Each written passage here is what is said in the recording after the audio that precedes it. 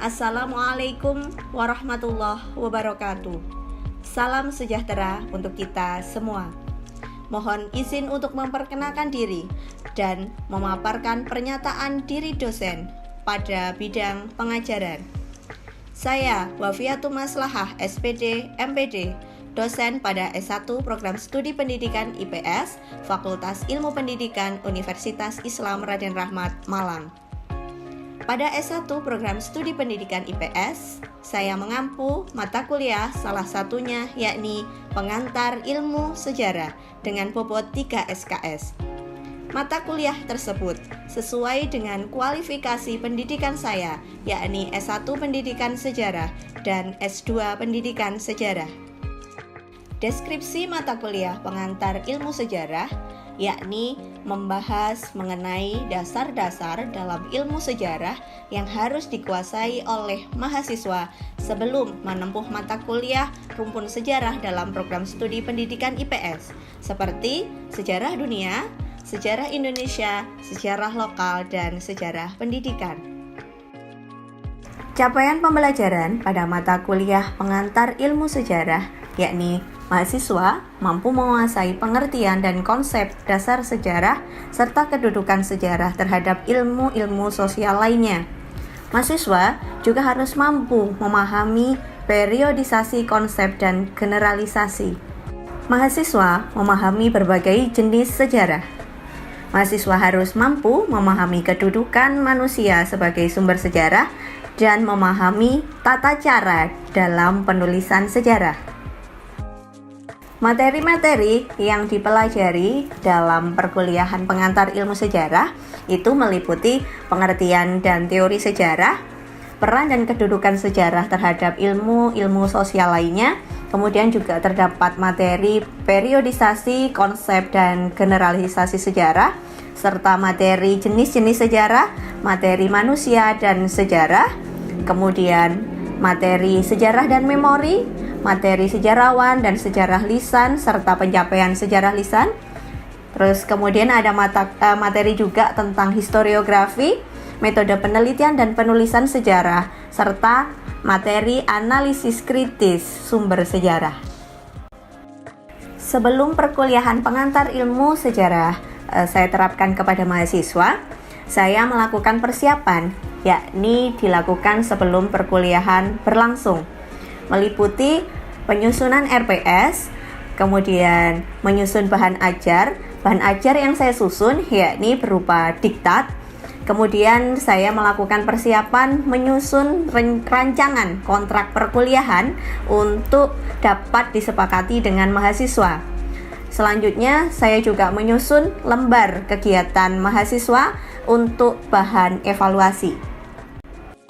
Penyusunan bahan ajar berupa diktat tujuannya yakni untuk memudahkan mahasiswa dalam belajar dan memahami materi. Buku-buku yang dapat dijadikan sebagai referensi pada perkuliahan pengantar ilmu sejarah yakni mahasiswa dapat menggunakan buku Pendekatan Ilmu Sosial dalam Metodologi Sejarah karya Sartono Kartodirjo. Kemudian mahasiswa juga dapat menggunakan referensi buku dari Kunto Wijoyo dengan judul Metodologi Sejarah. Pada Universitas Islam Raden Rahmat Malang, perkuliahan dilakukan dengan cara hybrid learning, yakni secara online dan offline. Metode yang saya pilih untuk mata kuliah pengantar ilmu sejarah yakni metode ceramah interaktif, presentasi, dan diskusi.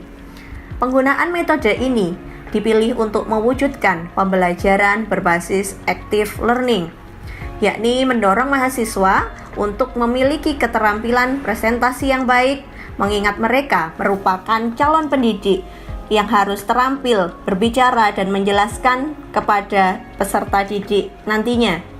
Kemudian, metode tersebut saya pilih untuk mendorong mahasiswa berpikir kritis dan kreatif sesuai dengan keterampilan abad 21, yakni dengan menggunakan metode diskusi dan presentasi.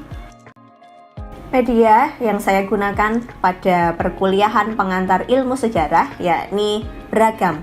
Pada perkuliahan online, saya menggunakan media Google Meet, Zoom Meeting, kemudian Google Classroom. Google Classroom ini berfungsi untuk membagikan diktat yang telah saya susun, kemudian untuk mengumpulkan tugas dan juga membagikan materi-materi kepada mahasiswa. Selain media tersebut, saya juga menggunakan media WhatsApp. WhatsApp group ini untuk memudahkan koordinasi dalam perkuliahan. Sedangkan pada perkuliahan offline, itu saya menggunakan media PowerPoint dan aplikasi Canva untuk menjelaskan kepada mahasiswa. Pada akhir perkuliahan pengantar ilmu sejarah, saya melakukan penilaian terhadap mahasiswa. Penilaian-penilaian yang saya lakukan kepada mahasiswa meliputi penilaian tugas mandiri yang diberikan oleh saya sewaktu-waktu, kemudian ada tugas kelompok. Penilaian tugas mandiri dan kelompok ini berbobot 25%. Tugas kelompok berupa presentasi dan penyusunan makalah. Kehadiran dan keaktifan pada mahasiswa juga merupakan penilaian dalam perkuliahan pengantar ilmu sejarah dengan bobot 10%. Ada penilaian selanjutnya yakni penilaian UTS dengan bobot 30% dan penilaian UAS dengan bobot 35%. Untuk lebih lanjut, berikut unjuk kerja pengajaran. Cuplikan pembelajaran pada mata kuliah pengantar ilmu sejarah dengan bobot 3 SKS dengan menggunakan metode presentasi dan diskusi pada pertemuan ke-10 dengan materi historiografi. Assalamualaikum warahmatullahi wabarakatuh. Waalaikumsalam warahmatullahi wabarakatuh.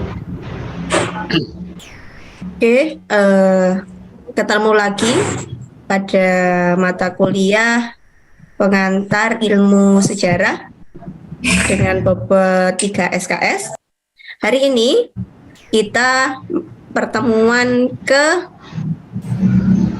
10 dengan materi historiografi. Sebelum kita mulai, marilah kita awali dengan bacaan basmalah bersama-sama. Bismillahirrahmanirrahim. Gimana kabarnya hari ini? Alhamdulillah. Baik, Bu. Alhamdulillah baik, Bu. Alhamdulillah. Semoga kita selalu diberikan kesehatan dan keberkahan oleh Allah Subhanahu wa Ta'ala. Amin ya Rabbal Alamin. Oke, memasuki materi historiografi. Materi ini berkaitan erat dengan materi-materi sebelumnya yang telah kita pelajari. Historiografi ini memiliki tujuan dari perkuliahan, yakni mendorong mahasiswa untuk memahami bagaimana cara penulisan sejarah dengan baik dan tentunya nanti dapat mengimplementasikan keilmuan historiografi dalam pembelajaran perkuliahan pada rumpun sejarah. Seperti sejarah lokal, sejarah Indonesia, sejarah dunia, sejarah pendidikan. Ini dasarnya Anda harus paham dulu materi hari ini, yakni historiografi, bagaimana cara menulisnya. Kemarin sudah kita bahas materi mengenai jenis-jenis sejarah. Ada yang masih ingat? Apa jenis sejarah? Ada yang masih ingat? Apa saja jenis sejarah? Ada sejarah lokal, terus apa lagi? Mas Haris mungkin mau jawab? Sejarah apa? Pendidikan, sejarah dunia, sejarah Indonesia, Kemudian ada lagi sejarah budaya, sejarah sosial, sejarah ekonomi. Nah, sebelum kita menulis tentang sejarah lokal, sejarah ekonomi, sejarah budaya, tentunya Anda harus paham bagaimana caranya menulis sejarah yang baik dan sesuai dengan kaidah-kaidah penulisan sejarah, supaya sejarah itu dapat diakui kebenarannya dan memiliki kredibilitas yang baik. Oke, seperti kesepakatan pada kontrak perkuliahan, hari ini jadwalnya menggunakan perkuliahan menggunakan metode presentasi dan diskusi. Pada kelompok yang bertugas hari ini yaitu Mas Aprian sama Mbak Resa, gitu ya, dengan materi historiografi.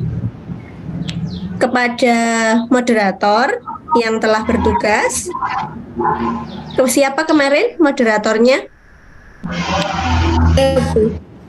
Oh, Mbak Azimat. Oke, silahkan dipandu Mbak Azimat untuk perkuliahan hari ini sebagai moderator. Silahkan. Baik Bu, sebelumnya terima kasih pada Bu Afi atas kesempatan yang diberikan untuk kelompok 4 bisa mempresentasikan makalahnya. Sebelum itu, Assalamualaikum warahmatullahi wabarakatuh. Selamat pagi semuanya. Waalaikumsalam. Saya di sini akan memperkenalkan terlebih dahulu. Saya Azima sebagai moderator dan juga dua teman saya, Alvito dan Tessa. Pada pagi hari ini, materi yang akan kita bahas adalah historiografi. Saya persilahkan pada presentator untuk memulai presentasi pada pagi hari ini. Assalamualaikum warahmatullahi wabarakatuh.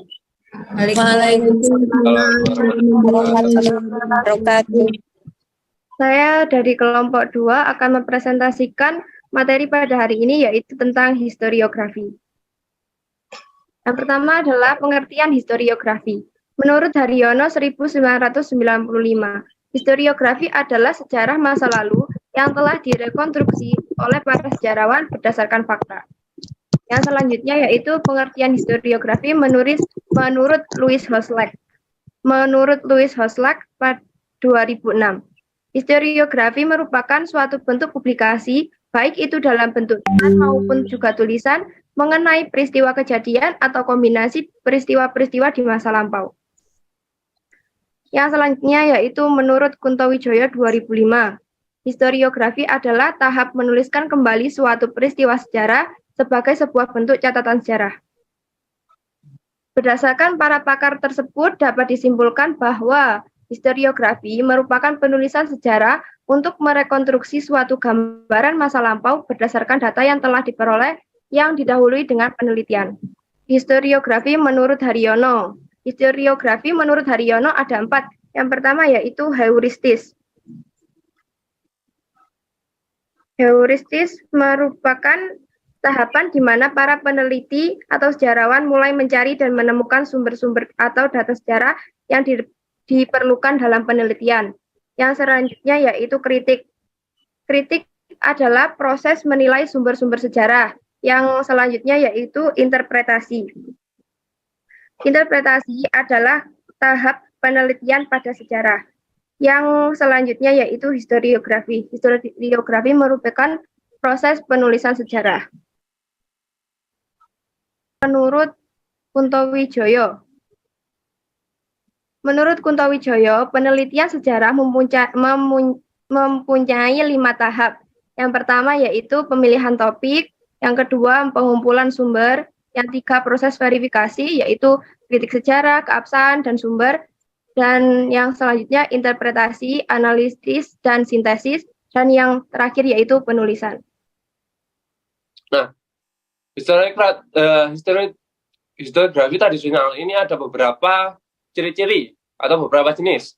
Yang pertama adalah religius magis atau religius magis. Ini berarti semua hal yang dihubungkan dengan kepercayaan gaib. Yang kedua adalah istana sentris atau juga regosentris. Ini artinya hampir sama, yaitu berarti segala sesuatu itu dipusatkan kepada raja dan juga keluarga raja gitu. Dan yang selanjutnya bersifat feodalis aristokratis, yang berarti bahasanya hanyalah tentang kehidupan kaum bangsawan feodal. Jadi sifat kerakyatannya tidak ada sama sekali gitu. Nah, selanjutnya next. Oke. Selanjutnya adalah macam-macam historiografi tradisional. Ada empat jenis. Yang pertama adalah babat. Babat ini merupakan nama yang digunakan di buku cerita sejarah atau kronik dalam tradisi penulisan sejarah suku bangsa. Nah, yang kedua ini adalah legenda. Cerita yang tidak bisa dibuktikan kebenarannya, tetapi dipercaya oleh masyarakat. Contohnya adalah legenda Danau Toba, legenda Maling Kundang, itu. Nah, yang ketiga ini adalah hikayat. Hikayat merupakan kesusastraan Melayu yang keseluruhan ceritanya ini didominasi oleh karya-karya bernuansa Islam. Yang keempat atau yang terakhir ini adalah prasasti. Nah, prasasti ini biasanya berkaitan dengan ritual di suatu kerajaan atau sebagai tanda peringatan sebuah momen peristiwa pada suatu kerajaan. Selanjutnya, ini adalah beberapa ciri dari historiografi modern. Nah, historiografi modern sendiri, ciri yang pertama adalah sudut pandangnya itu Indonesia sentris atau berpusat pada kehidupan masyarakat yang ada di Indonesia. Yang kedua, ini bersifat kritis analitis dengan menggunakan pendekatan multidimensional.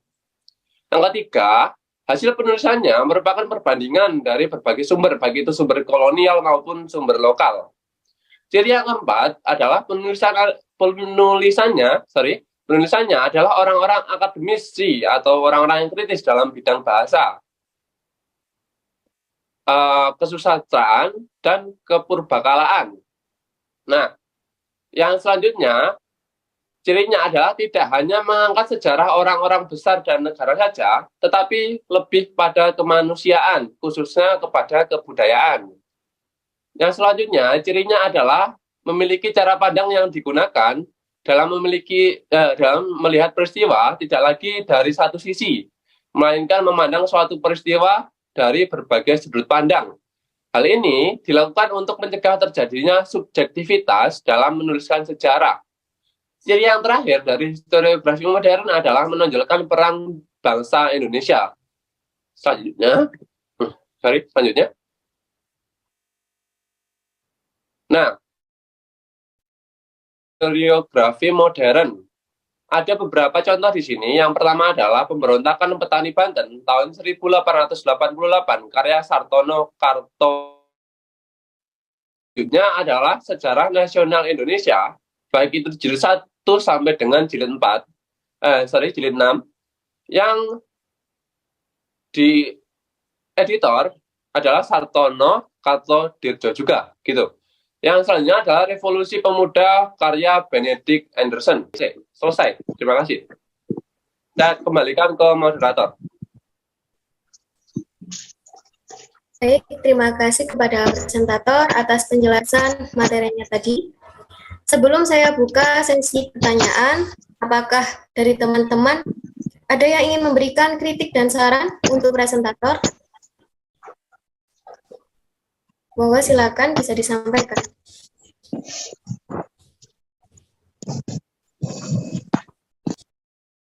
Baik, menurut saya presentasi yang dilakukan oleh Mas Vito dan Mbak Resa cukup baik. Yang menjadi indikator pertama dari saya yaitu penggunaan PowerPoint sebagai media presentasi. PowerPoint yang ditampilkan sudah cukup informatif. Selanjutnya sesi tanya jawab. Saya buka 4 pertanyaan untuk 4 orang penanya. Saya persilakan untuk 1 orang penanya terlebih dahulu. Silakan teman-teman yang ingin bertanya. Saya izin bertanya kepada kelompoknya Mas Afrian. Baik, silakan disampaikan. Saya bertanya tentang bagaimanakah jika kita menulis sejarah saat ini, tetapi tidak terdapat dokumen atau bukti, hanya diperoleh dari sumber lisan. Jadi kita menulis sejarah saat ini tapi tidak ada dokumen atau bukti, tetapi kita hanya menemukan bukti lisan. Itu bagaimana, Mas? Terima kasih.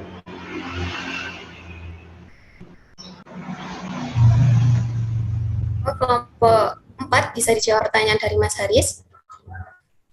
Baik, pertanyaan dari Mas Haris tadi yaitu bagaimanakah jika kita menuliskan sejarah pada saat ini tetapi tidak terdapat dokumen atau bukti, hanya diperoleh dari sumber lisan, begitu? Jawabannya yaitu jika memang sumber yang ditemukan hanya sumber lisan, maka penulisan sejarah dapat menggunakan pendekatan sejarah lisan dengan memadukan teori pada sejarah publik. Sebagaimana contohnya pada saat ini yaitu penulisan sejarah desa atau sejarah kebudayaan. Begitu, Mbak. Mas Haris, apa bisa diterima dari jawaban presentator? Iya, Mbak, sudah saya terima jawabannya. Terima kasih untuk kelompoknya siapa Mas Afrian dan Mbak Resa. Terima kasih atas jawabannya. Dari presentasi tadi dapat kita tarik kesimpulan bahwa historiografi adalah penulisan sejarah, di mana dalam penulisan sejarah tersebut perlu memperhatikan kaidah-kaidah yang ada. Baik, presentasi dan diskusi pada pagi hari ini saya tutup. Saya kembalikan ke Bu Afi. Wassalamualaikum warahmatullahi wabarakatuh. Waalaikumsalam warahmatullahi wabarakatuh. Baik, terima kasih untuk moderator dan presentator. Kita kasih aplaus dulu untuk teman-teman kita yang telah berani tampil. Oke, diskusi hari ini sangat interaktif. Terima kasih. Jadi, apa yang telah dibahas oleh petugas yang hari ini presentasi atau presentator, kelompoknya Mas Aprian dan Mbak Resa, sesuai dengan kesepakatan pada kontrak perkuliahan kita. Nah, historiografi ini menjadi penting ketika kita mau mempelajari sejarah. Anda menemukan banyak sekali tentunya tulisan-tulisan sejarah. Anda, karena hari ini sudah mempelajari mengenai historiografi, tentunya Anda harus mempelajari bagaimana sumber-sumber atau tulisan-tulisan sejarah itu relevan atau tidak. Kan gitu. Jadi, sebagai orang sosial, dan kita sudah mempelajari mengenai historiografi pada perkuliahan pengantar ilmu sejarah, Anda tentunya tidak akan mudah termakan atau tidak akan mudah mengambil begitu saja cerita-cerita sejarah. Anda harus melakukan analisis apakah itu sudah memenuhi kaidah dalam penulisan sejarah atau historiografi. Mulai dari tadi yang sudah dijelaskan Mbak Resa, apa tahapan historiografi? Ayo, apa tadi? Apa Mbak Azimat? Langkah-langkah menulis historiografi?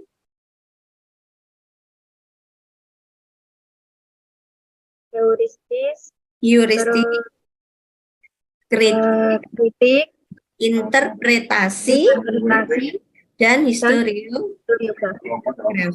Oke.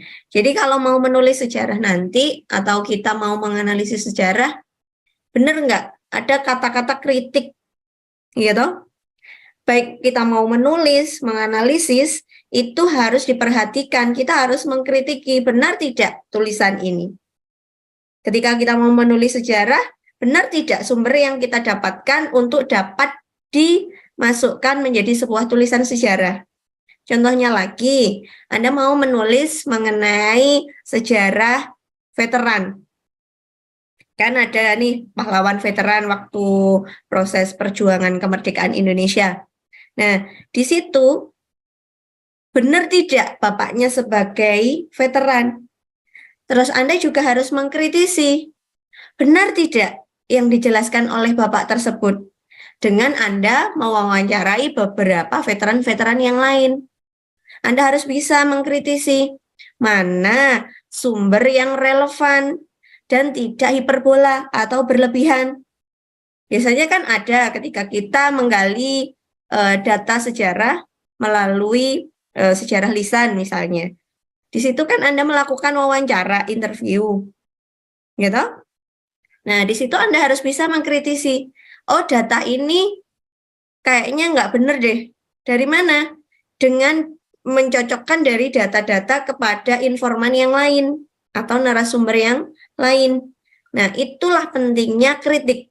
Tahapan kritik itu kita harus bisa mengkritisi sumber yang kita dapatkan dalam proses penulisan sejarah. Begitu juga dokumen. Kita mau meneliti misalkan tentang sejarah berdirinya desa. Nah, misalkan di situ sejarah berdirinya desa itu kira-kira kan kalau berupa dokumen, ya toh?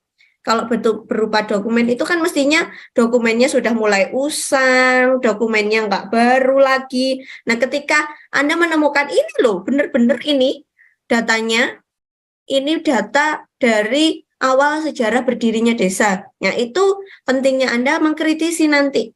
Kritik. Pada bagian kritik nanti di situ fungsinya Anda harus mengkritisi sumber-sumber yang Anda dapatkan sebelum Anda menulis sejarah. Setelah Anda kritisi baru menginterpretasikan. Menginterpretasikan itu adalah Anda bisa menarasikan dari sumber-sumber yang ada, Anda narasikan untuk menjadi tulisan sejarah yang baik. Oke, dari sini semoga apa yang kita pelajari bisa dipahami ya, dan diimplementasikan dalam proses pembelajaran di perkuliahan Prodi IPS pada rumpun sejarah.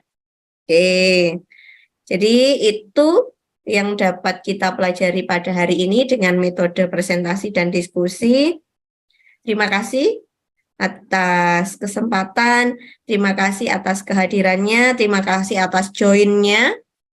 Semoga apa yang kita pelajari, meskipun sedikit, ilmunya bisa bermanfaat untuk kita semua.